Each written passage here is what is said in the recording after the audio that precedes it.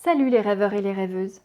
Aujourd'hui, j'ai envie de partager avec vous la conférence que j'ai donnée lors du congrès de l'Association internationale d'études des rêves aux Pays-Bas en juin 2024.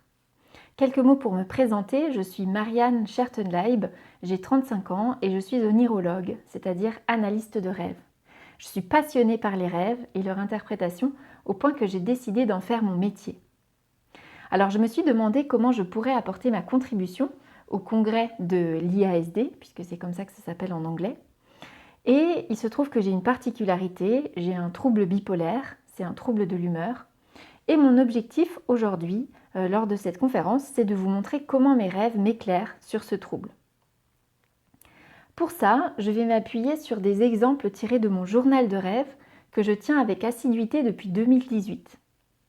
Je vous raconterai d'abord comment les rêves m'ont confirmé ma bipolarité, puis comment ils m'ont aidé à accepter un traitement, et enfin, comment ils me permettent d'activer mes facteurs protecteurs pour plus de stabilité. Alors, les rêves m'ont tout d'abord confirmé ma bipolarité. Mais qu'est-ce que le trouble bipolaire? On l'appelait auparavant la psychose maniaco-dépressive. Il s'agit d'un trouble de l'humeur où alternent des phases de dépression, les phases basses, des phases d'exaltation, les phases hautes, et des périodes d'euthymie où l'humeur est normale et stable. Les symptômes sont différents d'une personne à une autre. Il existe presque autant de troubles bipolaires que de personnes concernées. Aujourd'hui, mon trouble bipolaire est bien stabilisé. Mais j'ai mis beaucoup de temps à reconnaître puis à accepter que je souffrais d'un trouble bipolaire. Et mes rêves ont joué un rôle important dans l'acceptation de cette maladie. Comment? Eh bien, ils m'ont donné des images de mes variations extrêmes de l'humeur, de sorte que je pouvais de moins en moins fermer les yeux sur mon trouble. Je vais vous présenter maintenant le rêve qui m'a le plus marqué.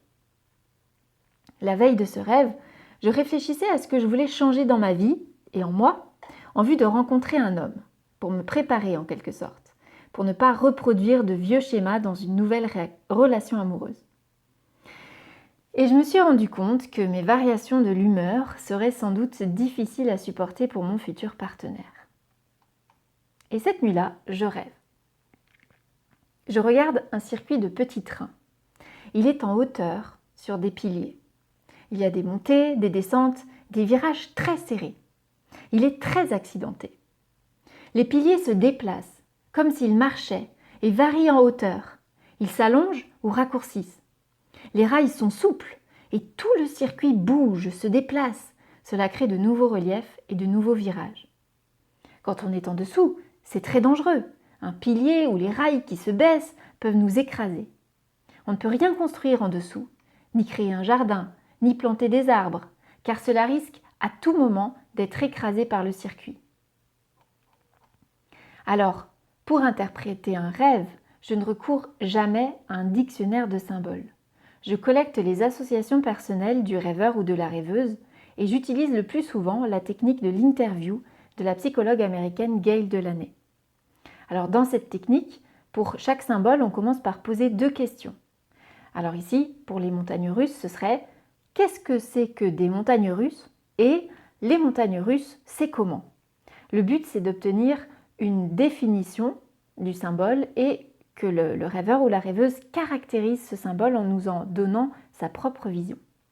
Donc je me pose la question de savoir, qu'est-ce que c'est que des montagnes russes? Et je le définis comme un manège où les montées et les descentes alternent. Et c'est comment des montagnes russes pour moi? Ça procure des sensations fortes. Alors, à quoi ça me fait penser? Un manège où les montées et les descentes alternent, qui procurent des sensations fortes dans ma vie en ce moment, au moment du rêve, ça me rappelle la bipolarité, avec ses hauts, les phases d'exaltation où l'humeur et l'énergie atteignent des sommets, et ses bas, les dépressions où l'on touche le fond. Et on peut dire en quelque sorte qu'une vie avec un trouble bipolaire, ça procure des sensations fortes, comme les montagnes russes. Alors, l'originalité du symbole, elle réside ici dans le fait que le circuit n'est jamais 2 fois le même. Il change en permanence et de manière totalement imprévisible. Et ça, ça reflète l'imprévisibilité des phases au moment du rêve. À cette époque, eh bien, une phase d'exaltation ou une phase de dépression pouvait se produire à tout moment, sans avertissement. Et le rêve nous dit eh bien, que quand on est en dessous, c'est très dangereux, qu'un pilier ou les rails qui se baissent peuvent nous écraser, et puis qu'on ne peut rien construire en dessous. Donc ça signale que la phase basse, c'est les piliers ou les rails qui se baissent d'un coup, eh bien, elle peut me tomber dessus et m'écraser à tout moment. Donc ça représente un danger pour moi, et même un danger mortel parce que, dans la bipolarité, le risque de suicide est élevé. Mais il y a un deuxième point que souligne le rêve qui est qu'on ne peut rien construire en dessous, puisque tout risque à tout moment d'être écrasé. Donc, la dépression, elle risque aussi de détruire tout ce que je voudrais construire dans ma vie. Puisque quand on est dépressif, eh bien, on subit un épuisement physique extrême, une paralysie totale de la volonté qui empêche de faire quoi que ce soit. Donc, tous les projets sont interrompus. Alors, grâce à ce rêve, eh bien, j'ai pris conscience de la gravité de mon trouble de l'humeur, de ses dangers et du handicap qu'il représentait, en particulier pour mon projet de rencontre amoureuse au moment du rêve. C'est ainsi qu'entamer un parcours de soins est devenu ma bonne résolution pour la nouvelle année. Donc, en janvier de cette année-là, j'ai consulté 3 psychiatres différents pour qu'ils posent un diagnostic officiel. Et ils sont tous tombés d'accord sur une bipolarité de type 2. On va voir maintenant comment les rêves m'ont aidé à accepter un traitement. Donc, après le diagnostic, tout naturellement, je me suis posé la question du traitement médicamenteux. Ça m'effrayait beaucoup. J'avais peur des effets secondaires ou que ma personnalité change sous l'effet des médicaments. Alors la veille du rêve qui suit, eh bien, j'ai discuté avec un ami du fait de prendre un traitement ou non. Je lui ai dit notamment que j'envisageais de prendre la pilule contraceptive parce que ça stabilise les hormones. Et certaines de mes amies témoignaient du fait que ça avait un effet stabilisant sur l'humeur.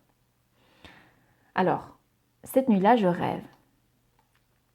J'entends un reportage qui explique que le lithium est utilisé depuis des décennies dans le traitement de la bipolarité. Je me dirige vers une petite télé. Ils expliquent le mode d'action du lithium. Et ça m'intéresse, car je ne sais pas ce que ça fait concrètement dans le cerveau.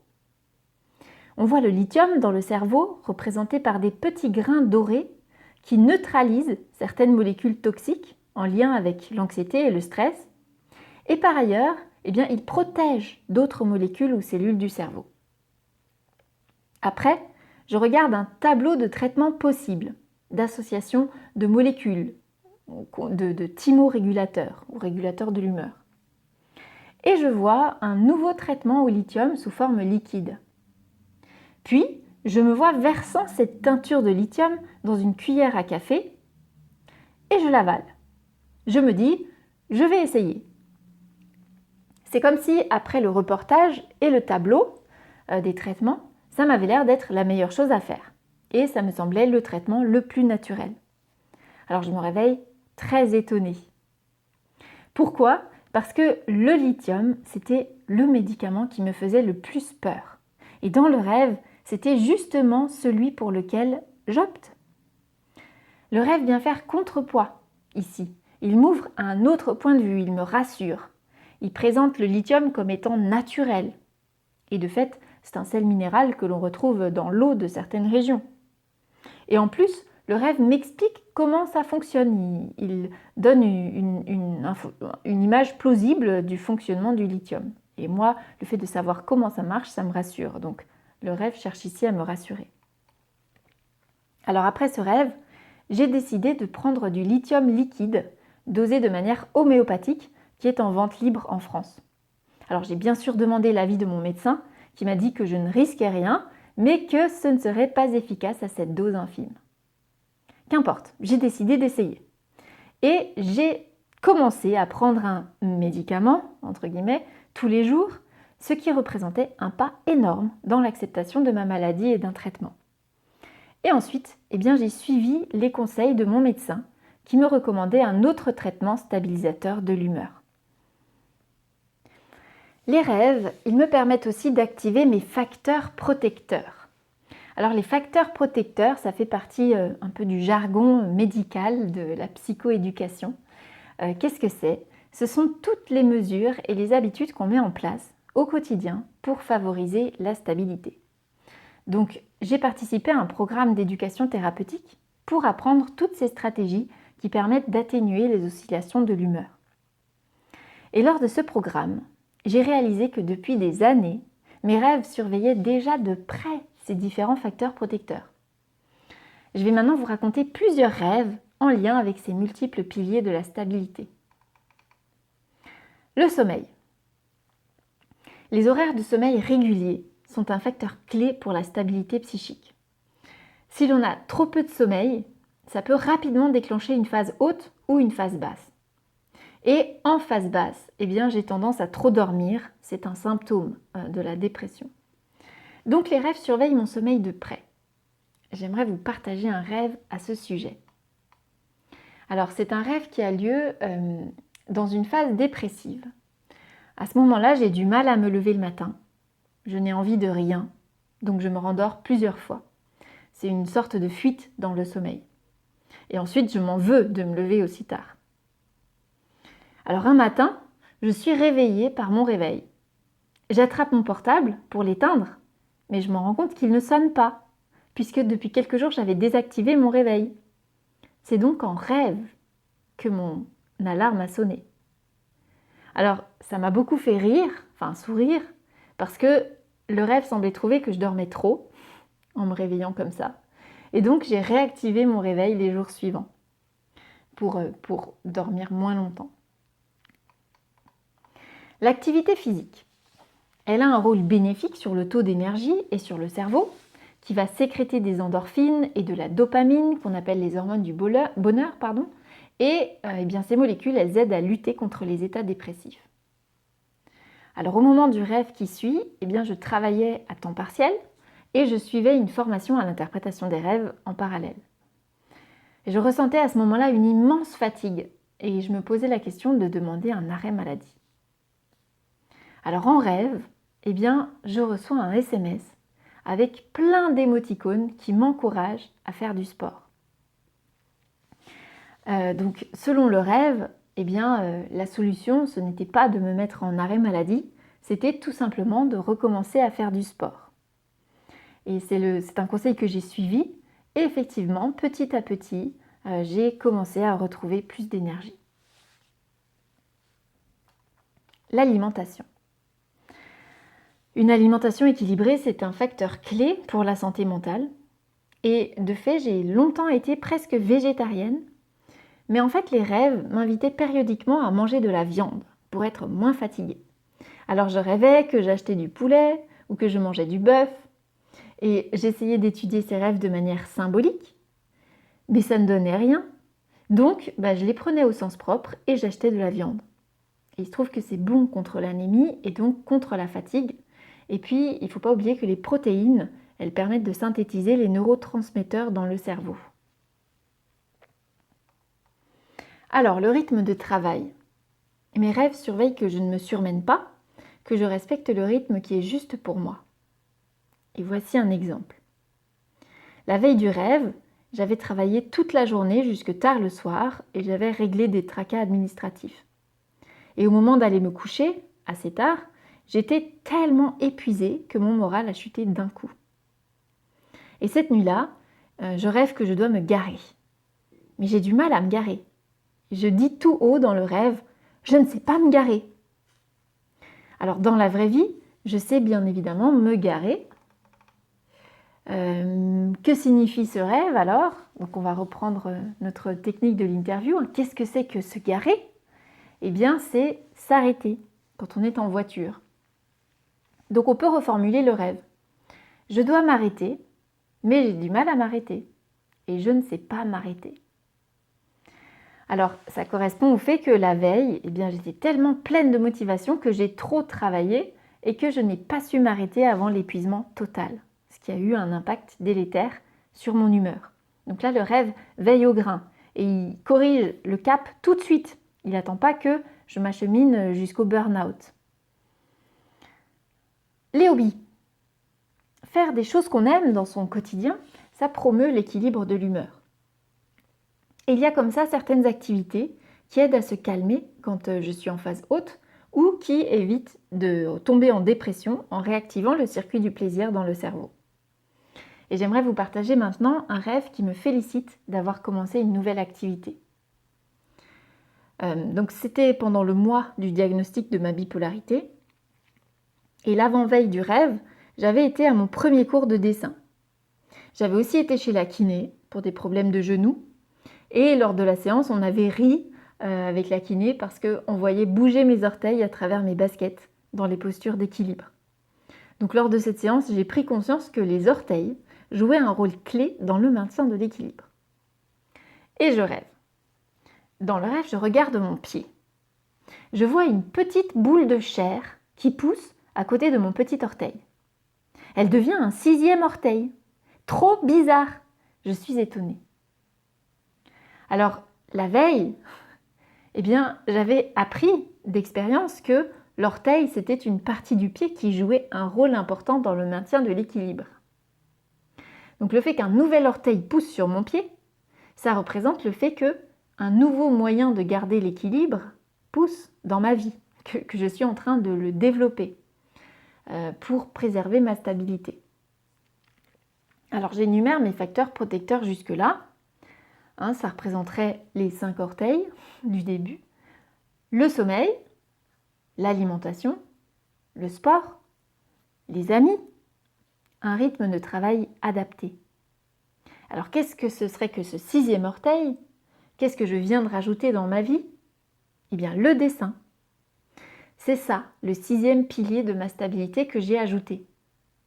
Et force est de constater que je décide encore aujourd'hui que ça me permet de me calmer et de me recentrer en phase haute et puis d'arrêter les ruminations négatives en phase basse.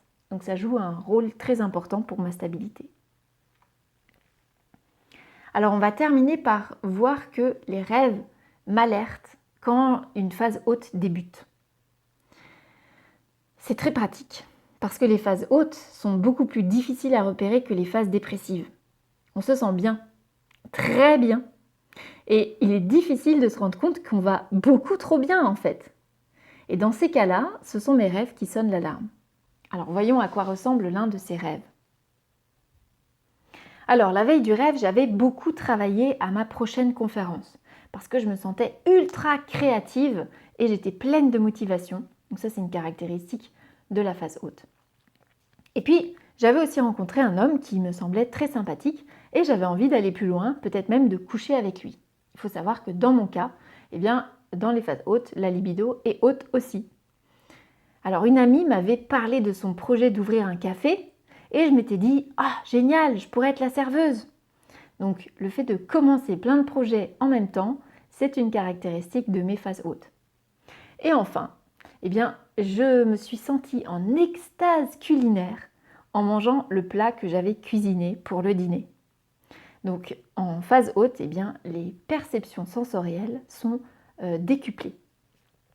Donc je me suis endormie en étant super contente de ma vie, tout allait bien. Et là je rêve. Je suis assise sur une corde qui relie 2 ballons flottants. Ça me maintient en l'air. Je me mets debout sur la corde et je m'envole de plus en plus haut. Il y a des courants ascendants. Je suis emportée dans les airs. Ce n'est pas très stable. Je manque de tomber. Les gens en bas me regardent. J'ai l'impression que je vais mourir, que c'en est fini de moi, que je vais m'écraser je ne sais pas où, ou que je vais monter dans la stratosphère et que je vais étouffer ou mourir de froid. On n'entendra plus parler de moi. Je m'envole de plus en plus haut, en direction du flanc d'une montagne. C'est une sensation terrifiante. Je passe tout près d'un promontoire rocheux et je saute dessus. Je retouche terre.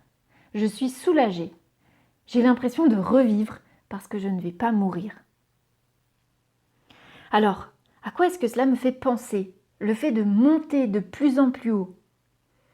Je le mets tout de suite en lien avec l'exaltation que j'ai ressentie la veille du rêve. Mon humeur avait atteint des sommets. Et puis, on peut dire que j'étais au 7e ciel en fait, dans une forme d'extase. Et dans ma vie éveillée, cette situation me réjouissait. J'étais heureuse d'être heureuse en quelque sorte. Mais ici, le rêve est d'un tout autre avis. Il me signale que c'est instable et dangereux et que je vais beaucoup, beaucoup trop haut. Que le risque de m'écraser est réel. Et, il est vrai qu'en phase haute, l'exaltation et l'hyperactivité épuisent l'organisme et le cerveau, on grille toute son énergie et on peut retomber en dépression d'un coup par épuisement. Donc, on retombe au plus bas. Ici, le rêve m'invite à redescendre au plus vite, à me calmer, à me recentrer. Donc, c'est un rêve vraiment d'alerte. Et grâce à ce rêve, j'ai pu mettre en route les facteurs protecteurs, les stratégies que j'ai quand je risque de basculer en phase haute. Alors, en conclusion, on a vu que les rêves pouvaient confirmer quelque chose, expliquer quelque chose, présenter un autre point de vue, rassurer, encourager et alerter. Et aujourd'hui, si je vais bien, c'est parce que j'ai un traitement, que je suis suivie par des thérapeutes, mais aussi parce que j'ai trouvé dans l'analyse des rêves un soutien particulièrement efficace pour ma stabilité et mon bien-être. Et mon expérience personnelle m'a amenée à me demander si les rêves pouvaient jouer un rôle bénéfique pour la santé mentale en général. Et j'ai très envie d'explorer ce sujet à l'avenir. Je vous remercie pour votre attention. N'hésitez pas à faire appel à moi si vous avez des rêves que vous souhaitez étudier. Je propose des séances individuelles d'interprétation d'un rêve à distance, par téléphone ou en visio. Et puis, je propose également des ateliers en binôme pour apprendre l'interprétation des rêves. Et je donne des conférences que je traduis en vidéo. Et je vous invite à faire un tour sur mon site où je mets à votre disposition plein de ressources pour interpréter vos rêves. À très bientôt et faites de beaux rêves!